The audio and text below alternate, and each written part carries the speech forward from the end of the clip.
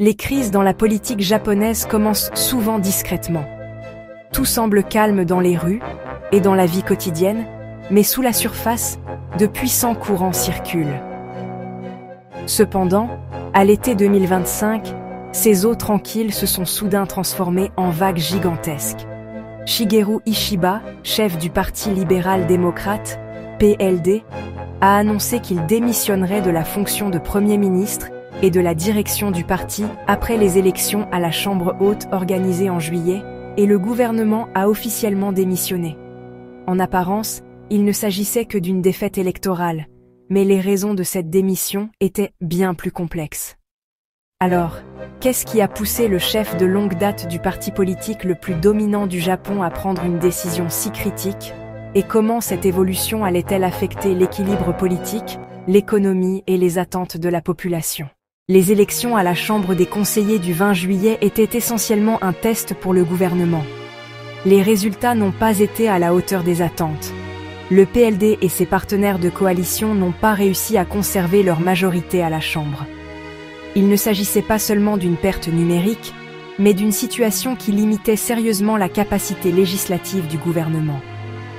Lorsque les résultats ont été annoncés, tous les yeux se sont naturellement tournés vers Ishiba. Était-ce la première crise à laquelle Ishiba faisait face dans sa carrière politique? En réalité, il avait déjà traversé des périodes controversées, affrontant divers défis dans l'ombre des rivalités internes au parti. Mais cette fois, la situation était différente. La perte de confiance du public et les troubles internes se sont combinés pour rendre sa démission presque inévitable. La perte de la majorité à la Chambre a aussi limité la faisabilité des politiques économiques et sociales, envoyant un message fort sur l'avenir du gouvernement. Pourquoi le public n'a-t-il pas soutenu suffisamment l'administration Ishiba? La réponse est multiple. Les problèmes économiques étaient au premier plan.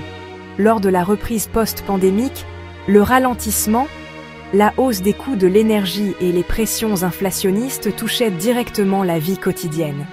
Les solutions du gouvernement n'ont pas répondu aux attentes du public. Les réformes insuffisantes dans la protection sociale, les lacunes dans le système éducatif et la rigidité des politiques de sécurité ont accru le mécontentement populaire.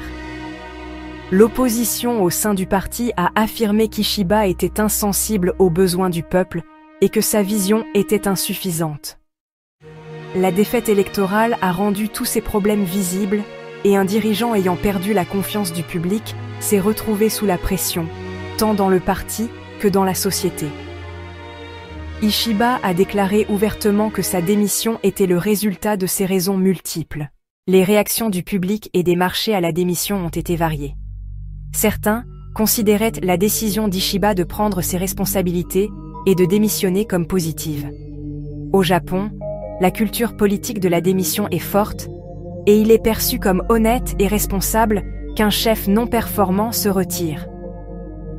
D'un autre côté, il y avait aussi des inquiétudes concernant l'instabilité politique dans la société. Les sondages d'opinion ont montré que les priorités du public étaient centrées sur l'économie. On exigeait des hausses de salaire, le contrôle de l'inflation et un filet de sécurité sociale renforcé. La politique étrangère et la sécurité étaient secondaires.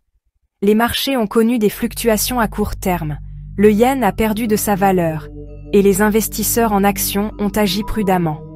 Les investisseurs internationaux estimaient que l'instabilité politique au Japon pourrait déclencher des réactions en chaîne sur les marchés asiatiques.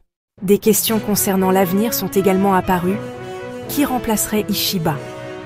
Des figures jeunes et réformatrices se distinguaient au sein du parti, mais les politiciens expérimentés s'activaient aussi en coulisses.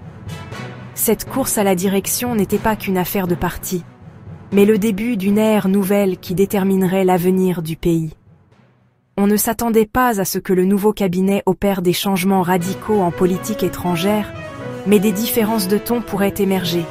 Il était probable que les priorités incluraient dans le défi posé par la montée en puissance de la Chine, le maintien de l'alliance avec les États-Unis et éventuellement l'apaisement des relations avec la Corée du Sud. Le public attendait surtout des politiques axées sur la croissance économique, la sécurité énergétique et la justice sociale. des exigences qui allaient façonner la feuille de route du futur Premier ministre et du gouvernement. Au Japon, la démission d'un Premier ministre n'est pas considérée comme surprenante.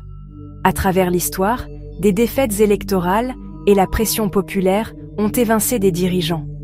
La démission n'est pas vue comme une faiblesse, mais comme une marque de responsabilité et d'intégrité. La décision d'Ishiba a été perçue comme un prolongement naturel de cette culture. Cependant, le vide laissé n'était pas seulement un calcul politique, mais aussi une source d'incertitude pour l'avenir. Les changements de direction fréquents peuvent miner la confiance publique et affaiblir l'image internationale du Japon. Pourtant, chaque crise porte aussi une opportunité de renouveau.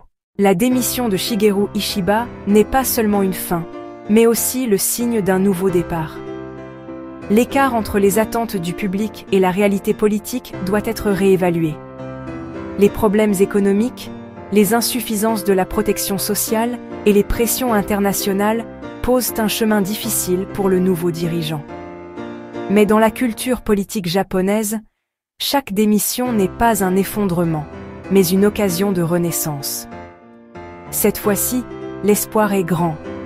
Le changement né de la crise et le renouveau issu de l'instabilité annoncent un avenir plus fort pour le Japon. Et cela peut se résumer en ce moment même. Le Japon est secoué par des démissions, mais chaque tremblement construit un avenir plus solide. Si vous voulez plus de contenu comme celui-ci, n'oubliez pas d'aimer, de vous abonner et de partager vos réflexions dans les commentaires ci-dessous. Comment pensez-vous que ce changement politique au Japon affectera l'avenir du pays? Vos idées nous intéressent.